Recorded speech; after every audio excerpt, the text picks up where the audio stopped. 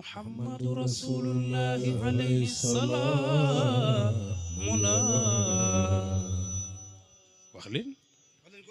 اللهم صل وسلم على عين الرحمة ربانية والياقوتة متحققة حائطة بمركز الفهم والماني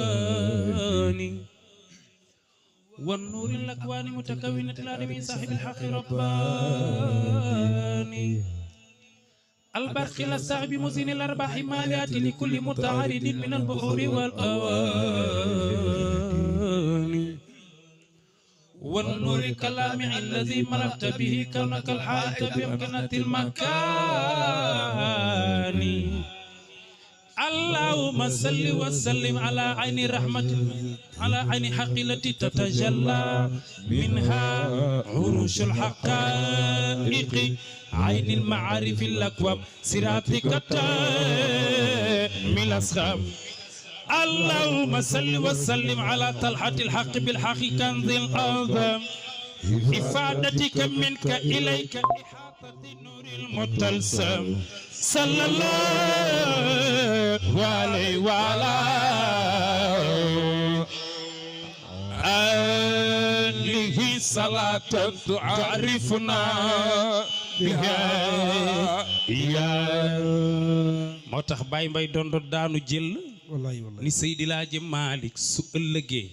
su amul dara bu kenn yaakaar dara waay te xam ngeen ni Maodo dina am dara asmalik yaay kenn diine singaari yow la ñëwala asmalik yaay kenn diine ani ñu bëgg Seydi Laaji Malick singaari yow la ñëwala asmalik yaay kenn diine singaari yow la ñëwala asmalik yaay kenn diine ñu bëgg Baye Mbaye singaari yow la ñëwala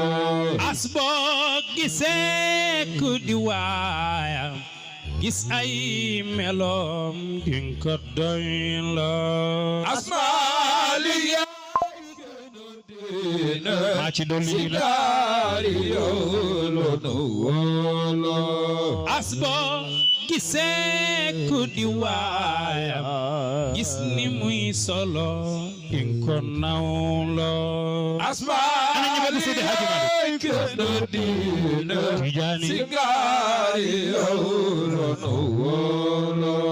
li Maodo taalif ci téere xajul ci gaal nan ko seet la asmalik yaay kenn diine ana ñu bëgg Seydi Hadji Malick singaari yow la ñëwala dundal na diine ci réew mi deñal fireer a safar la